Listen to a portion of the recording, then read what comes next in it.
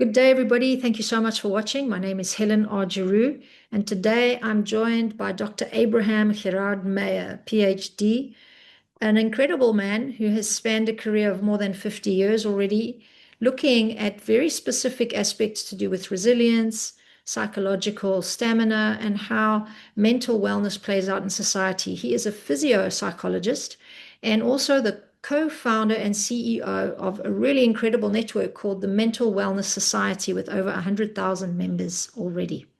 Dr. Gerard, it's an honor to have you here. I just want people to know a bit more about you. As a researcher, educator, and innovator known for a very deep commitment to human resilience and well-being, I know that you have had an incredible career and you have spanned more than 50 years. That's 5 decades of watching humanity transform, develop, and grow, and of course, also get into very specific states of crisis. So I want to ask you to tell us a little bit about your journey. How did you really encapsulate the last 50 years in your career and the insights that come with that into the work that you're doing now, of course, because we know you're very specific about resilience and it's such an important area to be working into nowadays. So tell us a little bit about the journey, how you view things from your perspective now, and how we can also benefit from these insights that you've gained over the years. So we'll finish by the end, which is resilience. When I say we finish by the end, because throughout my career, everything I've done, and even the psychology method we develop, is backward design. Let's start by the end. What do we want to achieve? Because if not, we are dealing with what is now, and what is now in a year, in a month, will be outdated. So let's work about what is coming. So number one, that's a very important element, to look not at life and at things in the mirror, but to look right in front of us and to look where we are going. Where we are going, where do we want to go? And we start by, it's in 3 steps that we even apply in psychology, 3 steps which are very sequential, but the sequence is important. What do I want to be? Where do I want to go? And we should start in everything like that. And we start with that in therapy, even to help PTSD, severe PTSD people. Then the second element is after that is how do I see myself in certain time? How do I see the future? Where are we going? That's very important. And after that comes the third one. Is how do we go there? And that's where eventually therapists, and I have found recently, not recently, but in the last coming years, that coaches were very insightful on helping a lot of people because they were not using old methods of psychology, which have been, in fact, the result of the 19th century, which are still taught today. So we are talking about how do we adapt to a 21st century life. So I started my career long ago, and I had to choose what do I want to study, where do I see myself. I could not decide to choose between psychology and physiology. So I did both, and I have a PhD in both. And it proved to be very useful because I always look at the human person as a mechanism, but which is a hardware, which will be the physiology, and the software, which will be the psychology. And the software can improve how you use your hardware, and your hardware can eventually become a hurdle for operating well, or it could be improving how you function, and therefore your capability to produce. Life has changed because when I was doing research for my PhD, we will use a Polaroid camera, we will look at electroencephalogram, and we will be able to see the tracing 2 minutes later, the time to develop the Polaroid. Technology came, computer came, mini computer in the past. it will have been a complete room, a complete room to be able to calculate all what there is. But now we have computer. With computer came a lot of the nanotechnology, all the technology, when we can measure very, very little things. Those little things are brain movement. Those little things are in real time what is happening in different parts of the brain. What are the connections in different parts of the brain? So what grew tremendously in the past year is neuroscience. And neuroscience is very important. And with neuroscience, we see and we can prove, because there was a lot of integrative medicine. They were calling it at one time parallel medicine. But in fact, we are talking about natural medicine. And we are talking about a lot of things where there was a lot of doubt. Prove it to me. Well, now we can prove that listening to a sound, to a special music, I know you are involved in musicotherapy. Of course it exists. I can show it on an electroencephalogram. There is an effect. There is an immediate effect. Now the question is, how do we make it to continue? So integration of different technology, integrative process became the important things of the last years. In the last 10 years, there is more and more integration. There is more also resistance to use medication, because the medication is not a solution necessarily, because the medication will help the people to be not as hyperreactive to a problem. But at the same time, they don't think necessarily. And what is important is to change the way people think and behave to not be in the same situation. I'm talking about psychological issues. But then came something very interesting, which was COVID. And in COVID, we became contained for a certain time. And a lot of psychological and societal things have changed since that day. May I show something on my screen? I would Yes, like to show something on please. my screen. I want to show this. There is something called VUCA. I guess you see it now on my screen? Not yet. Ah, you don't see my screen. I'm sorry. No. Share. I should have done that. The VUCA model you're going to show us now. Yes. So since COVID, and that's why I created the Mental Wellness Society, we realize we cannot travel. We don't know what is going on. There is different things. So let's make a society of people who think the same way all over the world, so we can help to improve the world. So there is something called PTSD VUCA. It's a kind of PTSD, which have been in all the society since COVID, which is based on volatility, uncertainty, complexity, ambiguity, hyperconnectivity. And that's a stress on the people who can translate and become a kind of PTSD. Well, how do we measure that? Well, you have it here. Volatility, you have here on the right column, physiological effect, psychological effect. They have very specific different manifestation, but the biggest from all is uncertainty. Yeah. Because things are, and because uncertainty, people have a sense of powerless, Dr. and Gerard, they challenge to make decisions. And when they wake up tired already, which Dr. is Gerard, already, yes. can you show it to us again? Because it flashed and it left. So you had the physiology and then You have that. no, we can't see it yet. We saw it flash and then it stopped. Can you show it again? Okay, I need to show it again by doing that, I guess. Yeah, we're Yep. getting not Yep. on. Here we go. Now we can see that. Thank you. Okay. I'm So, sorry. So you have volatility, uncertainty, complexity, ambiguity, hyperconnectiveness. And that's very important. The biggest one for sure is uncertainty, because with uncertainty, you depress. And when you wake up, you cannot make decision and you wake up tired.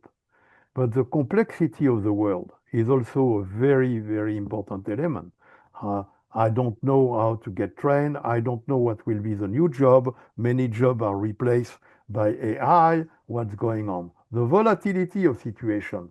Yeah, because there is a war, there is a new economic crash, there is many things. And they don't, on the ambiguity of the situation, which gives confusion in decision. Each of them are a pandemic, but because they come together, they are endemic. It's an endemic of different pandemics. And the biggest one is the last one, hyperconnectiveness. Because since COVID, we have seen that when the people stay home and use their screen and so on, we see that a part of the brain become numb. And that's the part of the brain where you have social interaction. And you know what? When you are in a stressful situation, I would say of stress or PTSD, the way to prevent it is to be with people socially, physically with people. And that you don't have anymore. So those elements have a big consequence. We have a research group that I am leading at University of Tel Aviv. We have 40 researchers worldwide, and we are working on how do we minimize that. Now, we have been saying that for many years, but what happened is something else, that we have a lot of people who did not believe it. Now came some figures. Since VUCA, you see my screen? It went on and off again. So I go back and come back. Yeah. Not sure why that's happening. I don't know. Since VUCA, you can see that the pandemic effect, since COVID, there was a curve of 40% increase in mental sickness or mental concerns. But since VUCA, it's taking a slope of 70%. So we are researching where it comes from. That have a very, very important incidence. Let me show you, my friend, what it is. If you take dementia cognitive decline, it's 800 billion a year.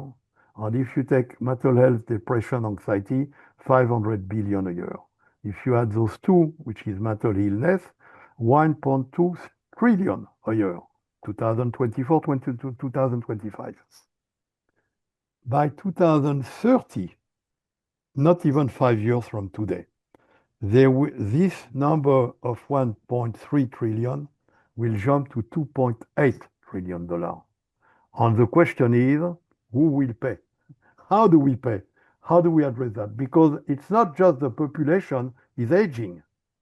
The population since COVID time, and we are researching for many hypotheses, have an increase in mental problem, not only mental problem, cancer too.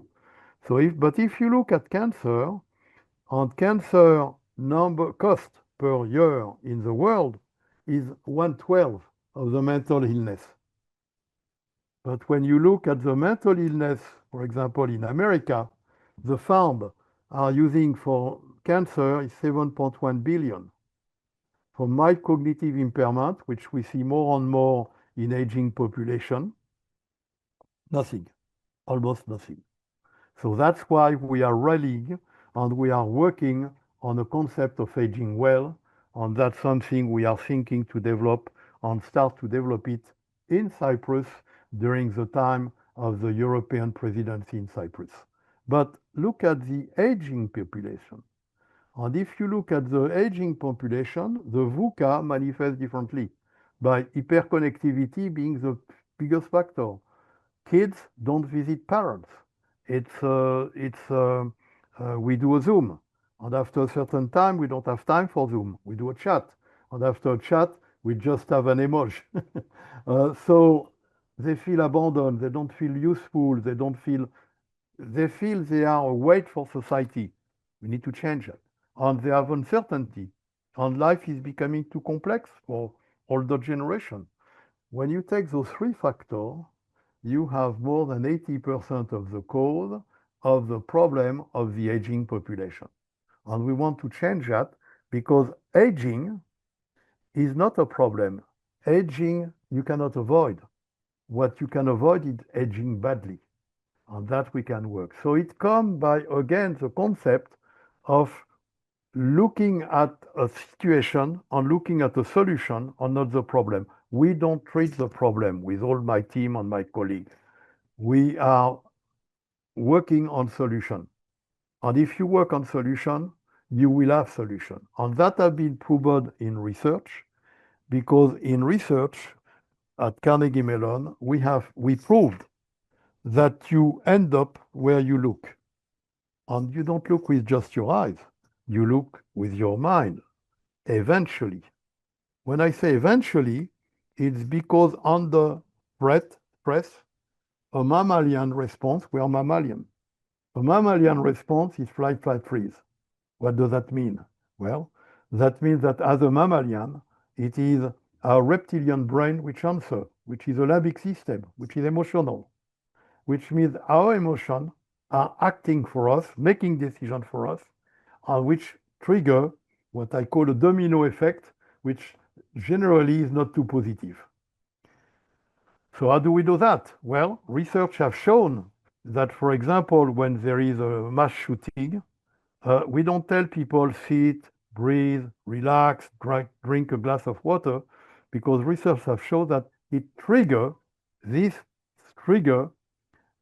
I will stop share, this trigger PTSD. So what do we need to do? Well, we know very clearly, it's called the 6Cs. We need very early to engage in the cognitive system of the people, meaning making a choice, making a decision. Do you see blood? Yeah, there is blood. Lot of blood? Lot of blood. Is there people dead? Many people dead. How many people dead? You count the people. When you count, you cannot be emotional. You are automatically in a cortical conversation. And if you do that from the very beginning of an onset, the number of PTSD drastically is reduced. So that research combine and show that what we need to get from the people, we need to get them involved in a cognitive conversation. And the best cognitive conversation is a choice. A choice between what? Because human brain cannot process too many things at the same, I would say, half a second, quarter second. The reaction from vision to action is exactly half a second. So it's a very, very quick thing. And now we have technology to look at it. And it's very simple. It's a binary system. We found that things are binary.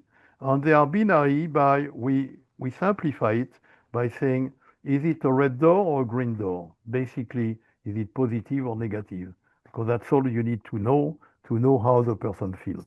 This is the icon. Is it a red door? Is it a green door? Oh. So when we do, yes, because you end up where you look. Do you look at the green door? You will be towards the solution. Do you look at the red door? You will look at the problem. So you need to be solution oriented. Yeah, beautiful.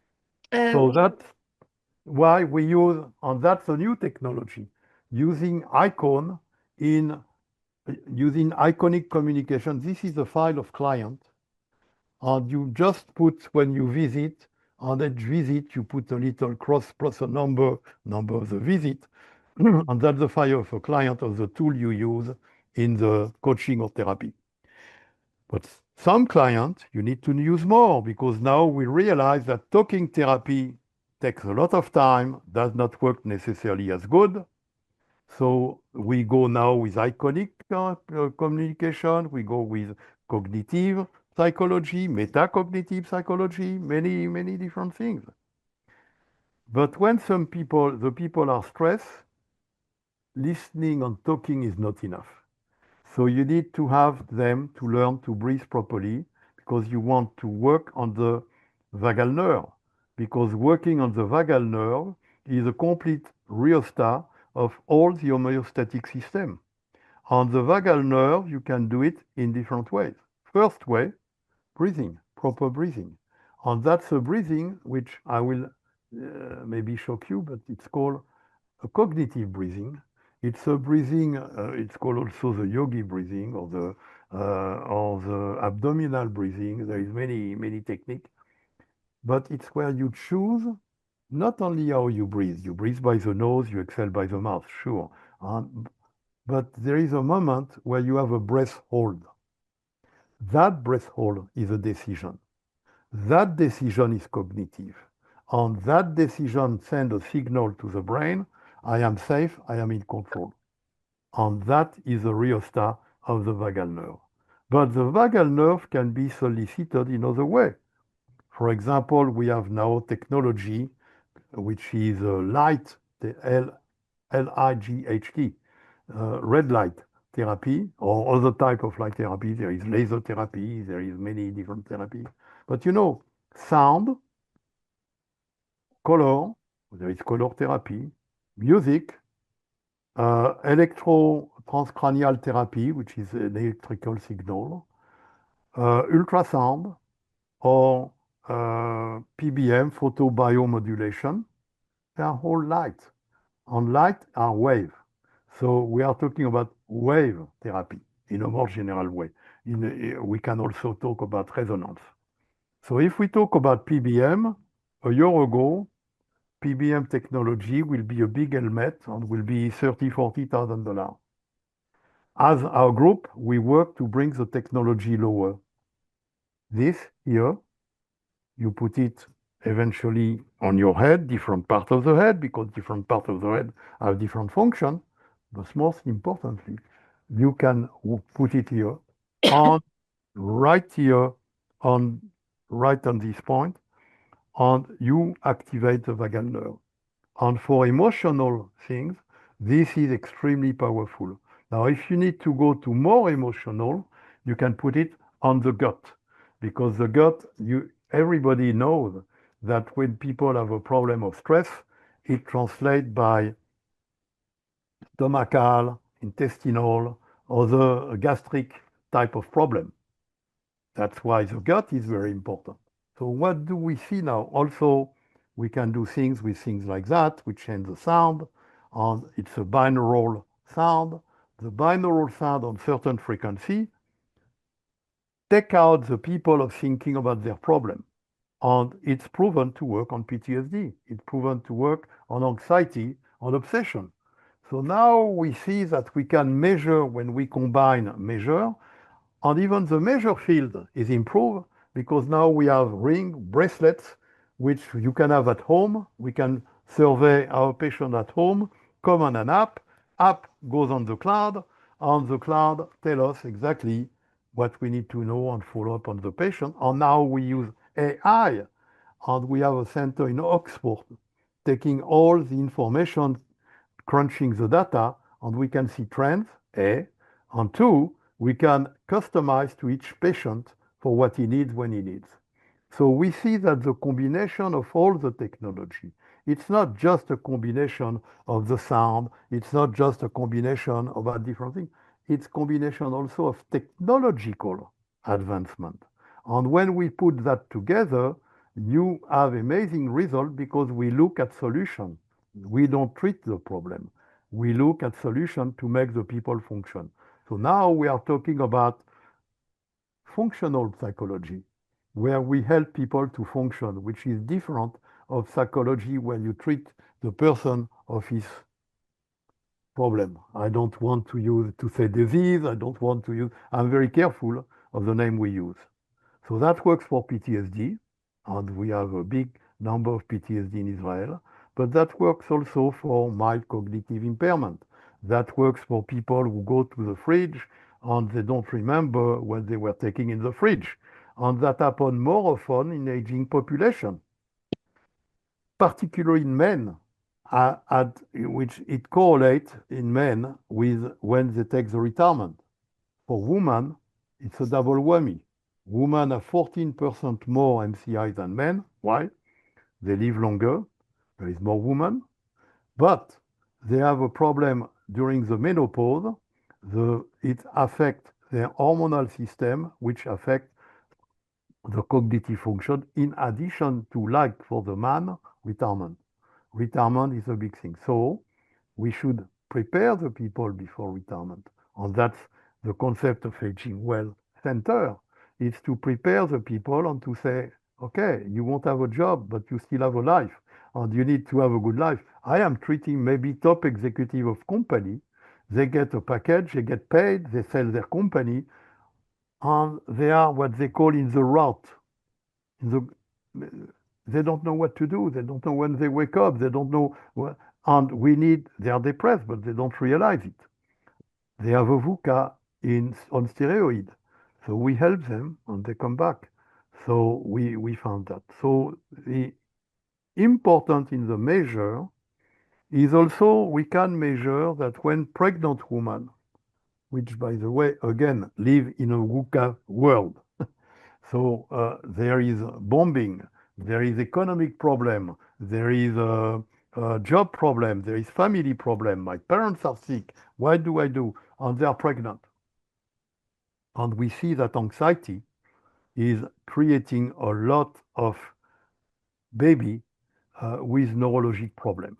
So we research, and we found that when a woman has anxiety, she is making a discharge of toxic, I would say, hormone, okay?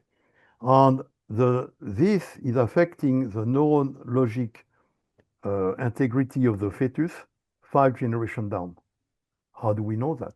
Because we can correlate, for example, with what is called the survival syndrome for the people from the concentration camp.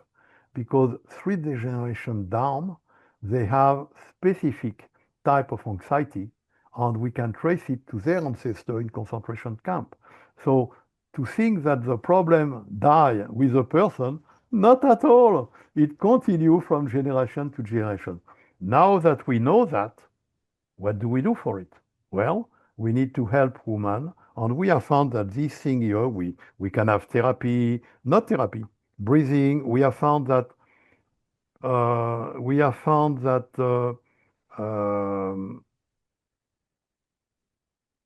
psycho relaxation, breathing, yoga, meditation, all those things are very good. But we have found that these things, for example, help the woman who have anxiety not have anxiety anymore in 2 weeks. So there is way. So I am not saying, and that's where my training in physiology and psychology, but we'll speak after about economic development, is very important, because we should not say that method is only one which works. Because, for example, we see now in society that one modality is not enough. We need a cocktail. So that's where it becomes tricky, because if you see 3 or 4 or 5 specialists, to live well costs a fortune. So it's only for the rich. So how do we do it when your insurance say, oh, you can only see one person for this amount? Oh, we decide if you get that treatment or that treatment. We are working on integrating center where we can work with the people. We put everything together in an integrative way, holistic medicine, modern psychology, modern technology, and we see extremely good results because it does not cost too much. It's a one-stop point of visit. If we have a center in Lincoln, Nebraska, doing that, a physical center, but in the physical center, we have people who are working from all over the world online. That's the beauty of technology. We can do a lot of things online. And I can even see now online, for example, if we use VR, the VR technology, we can treat 20 patients at the same time from my computer in 20 parts of the world. And I see what they see with the VR system. And we are developing VR psychology program. We already have EMDR, CBT. We have different program on obsession, on all that. When I say we, I don't produce anything. I am not owner of any equipment, material, or anything. I help to research and validate very quickly what is coming and which have a potential. Because if you look at the research, when you do research, you will do a research. Number one, the first question of the researcher, where is the money? How much money we have to research? Well, if you don't have the money, you don't do the research, and you don't prove that something works. That's why you don't look at the problem. You look at the solution. We need to do that, how we can do it. Many times we can do it without money. It's by goodwill of people. That's what we found in the Mental Wellness Society. We have 100,000 people ready to volunteer to help each other. But beyond that, okay, we do a research. Let's imagine. And you need to measure. You need to look at the data. You need to organize it. You need to publish it. If you are lucky, it's published. Will take 1 or 2 years. And after publication, well, where do we make it known? Well, you need to go to a conference, a symposium, but it takes 3-4 years between the moment you have something which shows it works before it's on the market. Too late, because the society don't wait. The acceleration of the problem in the world are at the speed of a plane, because you have a virus in China, and we know how it comes all over the world in a month, everywhere. So the need for improvement is very quick. Information, education, sharing of information.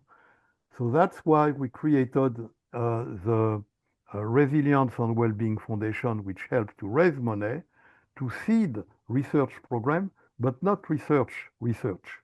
We are only working on validation of new technology and processes. And that's very interesting because we validate, we see we have data, we show it works, and then we promote it very quickly. And that's what we do. That's why we need to be connected, and that's why we are involved in different conferences or forums. I give you enough. I think we cover some of the points that cover your conference. Your conference is about energy medicine. That's something interesting to touch also. Yeah, we had Few years ago, everybody was saying, yeah, energy thing, it's voodoo, we don't see what it is. Well, I am one of those people who say, there is more thing in life than what I know. And there is more thing in life than what we see. Because there is wave. And that even help us to communicate with loved one and each other, even after death. So I believe in the power of the wave on the world, and yes, energy people can help people from far away. But how do we prove it? So, for example, we have a center in Israel of energy where we treat people with different type of light and energy. There is a room with 4 big screens, and on those screens there is certain frequency, and when you come in that room, you feel calm. And that's made by the 4 screen. Another technology is a technology where you have 2 kind of lamp, and if you put your finger in the middle, you will see a little zap, a little electrical current. It's not because you don't see the current that it's not there. It's there when you put the finger. So that have a machine where it's a long bed, and when you put the people on the bed, if you put a neon tube, the neon tube will light up. So there is something. So it goes from the head to the toe, and all the people, it gives them energy. There is different things on energy. So energy is a complete field because, yes, the people lose energy. And it's very interesting because the modern life, you will think that it's less physical. So compared to older generation, but the older generation had more energy. So the mental energy is a problem. We don't walk, we don't do what we should do, we don't eat well. What we eat have definitely a consequence of our health and energy. So energy goes by not just what you eat, not just what you breathe, not just activity you do, but what you think. And that's where we come now with the VUCA problem, because if you feel uncertainty, if you feel that there is a lot of questions where you are anxious, you don't have energy. And that's not there. So we need to look at the people in a holistic way.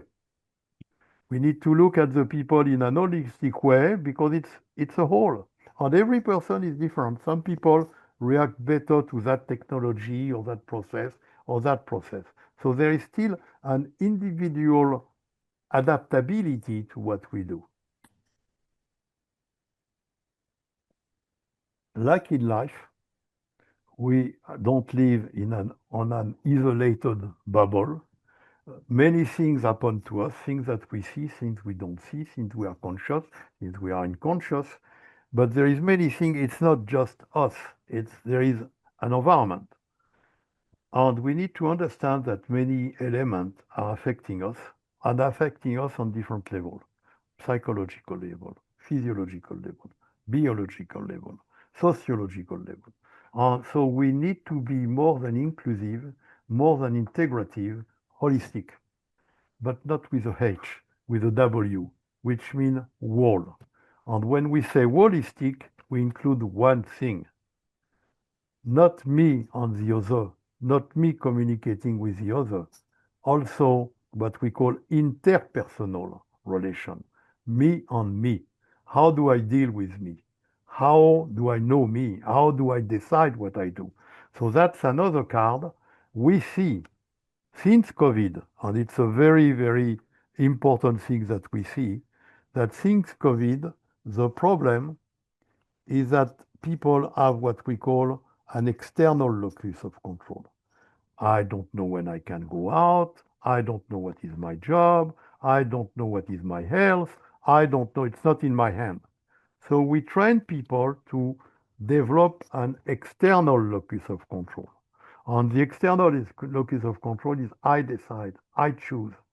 By choosing, you are an internal locus of control, and you don't depress, and you don't have a PTSD, or you get out of a PTSD. So that's why in the therapy, because you have many psychologists with you, in therapy, the important element is to help people to be part of to make decision and to decide and to give them choice, but a binary choice. Because if you make a choice between three possibilities, it confuses them. The possibilities are binary. Am I going outside? I'm staying inside. Is it good for me? Is it bad for me?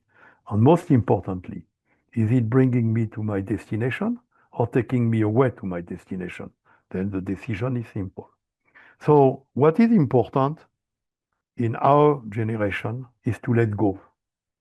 And we need to let go about what we have, let go what we have as a problem, let go as we have even on habits, let go about all technology, all practice. Let go is this. You see this donkey, he sees a banana. And when he puts the hand in that jar, he holds the banana and he cannot get free. He's prisoner of the banana. We need to let go. And many of my patients, I say, what's your banana? What holds you? And you need to let it go. You need to open the hand because you realize that by being open to the change is a solution to everything. So I hope it was not too long. You're muted. Thank you, Dr. Gerard. So many golden nuggets there. We've got so many things to think through as we watch this again and again. And I want to come to this link that you said right at the beginning about mothers and how they are connected for 5 generations. I believe we've spoken about it before. It can affect the fetus with right. consequence on 5 generations. That's yes. right. They affect their fetus and up to 5 generations if they Yes. have. And we have the science now to prove it through all your background team there that work with you. So I wanted to come now to the very troubling reality of schizophrenia, psychosis, and how it's also connected in young males often to ADD, maybe autistic features or autism itself. And we know that there's a lot of drug culture promoted right now in new generations, many different kinds, even plant medicine, which can at times trigger psychotic breaks. So I want to just give a little bit of information to people about how you, at the moment, with all your studies, all the research, and the specific energetic electromagnetic field that's been changed by the stimulation with modulation that you work with. How are we at the moment able to work on schizophrenia different to before? Is there anything? Well, there is a lot of change. There is a lot of change. Yeah. The change is now we can measure what goes in the brain. Mhm. And we don't do only QEEG, but we do also ERP, which is when you expose somebody to something, you immediately see what goes in the brain. The brain is divided in, I believe, I could say, I think we are talking about 19 areas. And each area have a function. So we can, by analyzing now, making those type of analysis, we can see which area does not have, can have too much activity or not enough. When I say too much activity, is the frequency. We can measure the frequency in every part of the brain. So local part of the brain. So if you have too much alpha, if you don't have too much alpha, there will be a consequence, and it has to be in that specific part of the brain. So how do we affect it? Breathing. Because if I control my breathing and I make 3 to 6 breathing per second, per minute, if I am making 3 to 6 breathing, I will be in alpha 6. If I do 10, 12 breathing per minute, I will be alpha 12, alpha 10. And if I do 15, 16 breathing by minute, I will be in alpha, higher alpha. So we can control how our brain function depending of the breathing. That's very well known. And that's a revolution coming with many breathing app or breathing challenge. Actually, we have one coming next month that we are testing. Another way is it's not just schizophrenia. It's the whole, what we call neurodivergence. The neurodivergence is a spectrum. Spectrum, it means there is this, there is this, there is this, there is that. And it's exactly the same, actually, as PTSD. PTSD is a spectrum. And we look at that, and you will look at many conditions are a spectrum, and they are not all the same. So we need to see which one is a person. And sometimes the problem is that they give drug to people, which is good for this, for this, for this, and that. And it does not necessarily affect that part. If you don't mind, I will send you a video of a patient I have treated, which had a psychological problem. She had PTSD that she got in the army, and more than that, after treating her for that, I realized that in fact she was neurodivergent, and she was autistic. More than that, she had 6 personalities, and she had been for 8 years in treatment, all type of treatment. Nothing worked because they were all looking at the problem. And when I look at that patient, I will send you that video. It's interesting. I said, what do we want to achieve? And one day she said, what a colleague said, having 6 personalities, you cannot live with that. It depends. If she learned to live well with the 6 personalities and use this one to be creative, this one to be an engineer, which was her job, this one to do that, she needs not to have those personalities that she can tap in for different activities, but by choice, not to have them to fight. That's the question. Avoiding chaos in the head. Most of the people who take care of those type of patients are not neurodivergent. So they don't understand what is happening really in the head of a neurodivergent person. What we say is not the same impact to us and to them. So we develop, we have found that the best way to communicate with neurodivergent people is iconic communication. Because we don't involve the emotion. We talk about a situation. The icon represents a situation. But we can do better than that. And we have found that by using sound therapy, by using PBM on the vagal nerve, on particularly for schizophrenia, on the gut. And you see now the relation between the gut area and the psychological element. And by the way, all those patients are extremely emotional and they are extremely volatile. So you want to attack it from the gut. And the PBM and that type of technology works well. And we start to see actually in Cyprus some technology which is ultrasound technology, which seems to be very promising. What I'm telling you is we need to collect, that's why we have the Mental Wellness Society. We want to collect information about people, what's happening in that corner of the world, what is happening there, and we need to talk, and we need to exchange in a positive way, not being critical of other people, but embracing what we don't know and be ready to look at, yeah, okay, things can be better. I don't know everything. And I can be proven today that something is working. That brings us to a very big problem element. In the past many generations, we have been talking since I am a young researcher of placebo effect. It does exist, placebo effect, sure. But you know what? What we found here in our time? Nocebo effect. The people who say it won't work. And yes, the people who believe it will work, it works. At least 30 to 40%. Even if they are believing and they are believing in some type of faith or belief, it can go to 60. But the nocebo effect is more than 40, 50% where the people don't try, they don't believe. I speak with my psychologist, yeah, he tell me that, but who knows? I heard bad story. So the nocebo effect plus placebo effect are the elements we want to isolate when we do validation.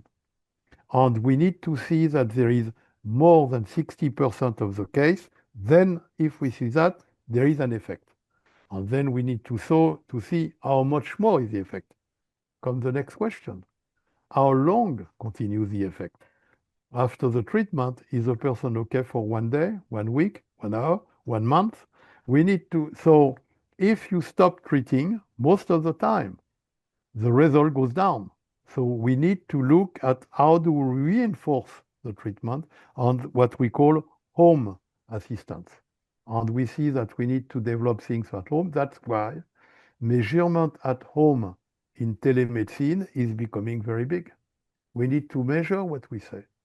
And when the people say, I don't feel good, we need to look at their numbers, different numbers, and then we understand what's going on. Did I answer you? Yes, yes. Can I come back again to the actual device on the gut?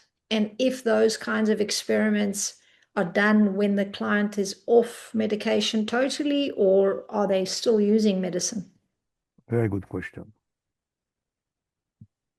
I am not against the medication, but the medication does not let the person to decide what he does. The medication is making the person a little bit numb. And the person who takes a medication is not involved in his recovery. I believe in involving the person to become the best expert in himself. So he needs to be educated on what it is.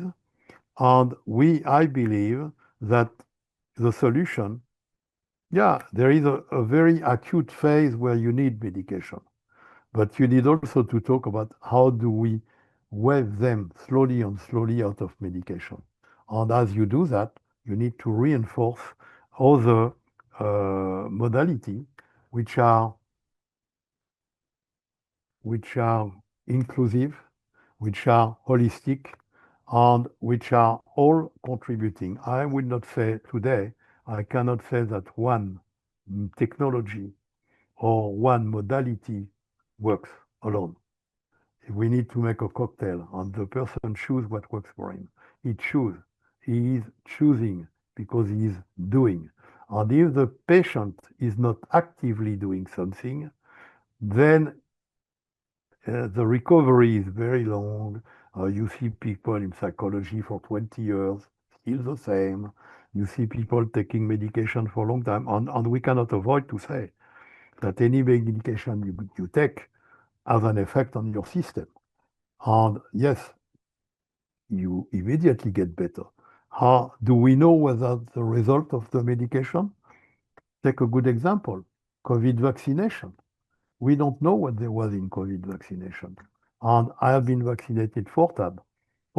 And I know there have been change in me. I became allergic to gluten. I became allergic to dairy. There is different things I don't react the same way. So I think there is very, very big pharmaceutical lobby. There is very, very big industry lobby, sugar, another one. You have sugar in every drink you can imagine, because it makes the people to be addicted to the drink by the sugar, hence Coca-Cola, for example. But you need to be educated. We need to educate people that solution is not the medication. Solution is them becoming their own, I would say, champion, and they champion their cause and they work on it. You need to be expert of yourself. You need to know what works or does not work. And how do you know that?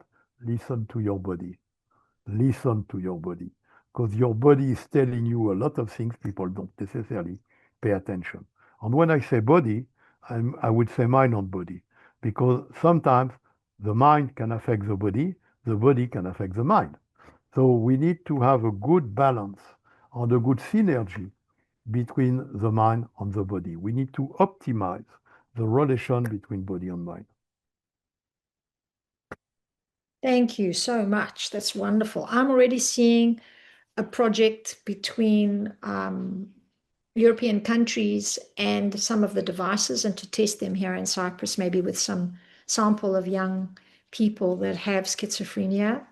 And I would need to obviously discuss even more with you how to introduce it at which point of their treatment, because I think that's what you're pointing to, the delicate space of whether they are still in treatment or not. And so we have a lot of things to keep discussing and learning from each other about. And thank you so much for sharing all your knowledge and wisdom with us, Dr. Gerard. It's always a pleasure. I want to encourage anybody watching to get in touch with the Mental Wellness Society if you're interested in finding out what they do. And if you yourself are a medical professional, a therapist, a coach, a doctor of any kind, and or you're looking at this more progressive luminary leadership style of health and health improvement, maybe you want to join up with this ecosystem of experts, both around the world, but also here in Cyprus very soon, where we're going to be working together with Dr. Gerard to set up a very interesting project. You'll need to stand by to find out about it. Thank you again, Dr. And Gerard. I am available myself. I answer. I pay attention to Yes, answer to everybody who contact me. wonderful. So So if anybody is interested by anything or question or whatever, I always answer. yeah, that's amazing. I was going to ask you where they can find you. I know you're on LinkedIn. Can you just give us? Yeah, but my email address is meyer at best best minds minds associate associates.com. Bestman Meyer at Bestman Associates, and I will answer you. Excellent, excellent. And the Mental Wellness Society website, can you just tell us that again? Well, you can do www.thementalwellnesssociety.com. It's a good way. I'm sending it to you also. Yeah, thank you so much. So everybody watching, thanks again for your time. And as you now hear, great evidence that things are moving. There are solutions, and we are all standing together to support you in any way possible. Let us know if you need help. You can always reach out to a professional through either our networks. Myself or Dr. Gerard are here standing by, really looking at how do we create the solutions for many of the problems we're facing. And as you heard, in 2030, there's going to be a 2.8 trillion dollar spend on mental illness and maybe Or needed, I will say needed. I don't know it will be spent, but it's needed. well, it will be a need Yes. for someone to spend that kind of money on health. We don't have it. I think that's the most powerful thing I heard you say, is that who will pay for this? So we need to start taking much more responsibility for our own health, to become educated, to help others where we see they need some information. And of course, we have a lot of that planned for you. Unfortunately, I was speaking with a colleague. Longevity today and quality of life depend on the money you have, and that's not normal. Yeah. I am grossed out of the conclusion that the longevity and the quality of your life depend on the money you have, and that's not normal. So we need to make a more fair and more dignity in the way we treat people. Yeah. Absolutely. So thanks again. And to Thank you. We Yeah. keep in touch. Be well. Bye, everyone. Bye-bye. Thank you for inviting me. Thank you so much, Dr. Gerard.